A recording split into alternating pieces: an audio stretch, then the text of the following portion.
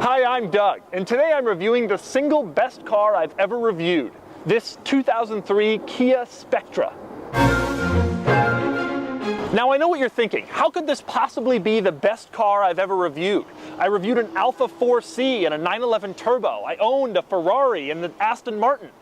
But this particular car is the best I've ever reviewed for one specific reason, because I don't care about it. I'm going to explain what I mean in a second, but first let me introduce you to the Spectra. It's owned by my cameraman, Filippo, who is currently standing behind the camera mocking me for being an idiot.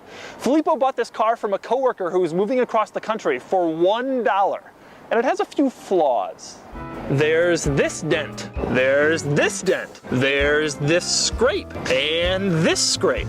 There's this dent, and this dent, and this dent, and this scrape. There are these stupid aftermarket sun visors, except right here where it broke.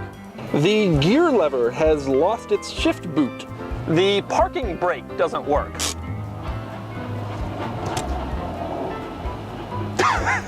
This is the door handle.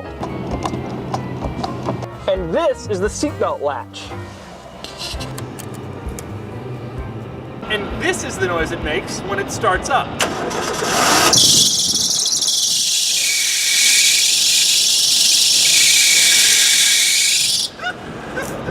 Don't worry though, it was sold by the classy Park Avenue Auto. This car is so bad that Filippo one time went on the Edmunds.com trade-in value tool to see what it was worth, and he put in all the specifics, and the trade-in value was? $39.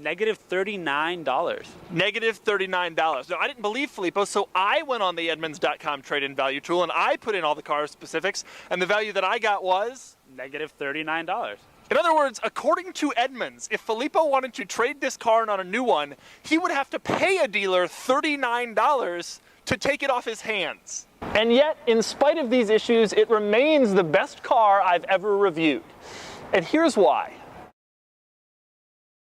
When I park my Aston Martin, I'm about as cautious as a prairie dog getting up out of its hole and looking for predators.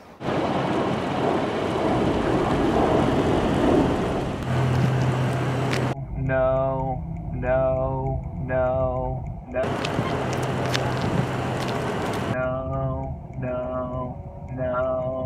And then I park in some lonely end spot, far away from everyone else, so that nobody will hit me.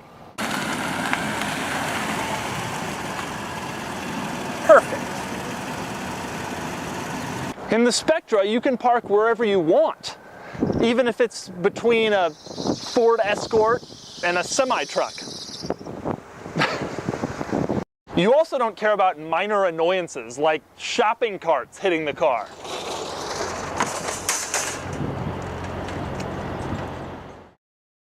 The Spectra is also great to drive.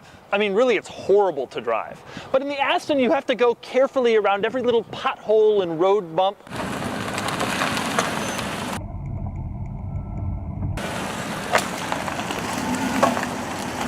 Whereas in the Spectra, you can do pretty much whatever you want.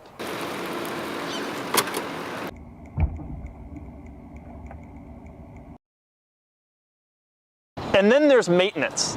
I just spent $1,420 on the annual service for my Aston Martin. According to Edmunds, this thing isn't worth $1,420, even if you had $1,450 in cash in the trunk. The result is that you can get creative with repairs. In the Aston, everything has to be replaced perfectly to manufacturer specifications using original parts. In the Spectra, who really cares? A zip tie here, a piece of tape there, nothing here, and you don't really care about it. And so, ladies and gentlemen, the Spectra is the best car I've ever reviewed simply because you don't have to worry about it. You never wonder if anyone's messing with your Spectra. You never worry if you scraped your Spectra's front end on the ground. You never worry if someone backed into your Spectra in a parking lot. In fact, you kind of hope they did, because then you'd get a big fat insurance payout, wherein you have to give your insurance company $39. It makes when it starts up.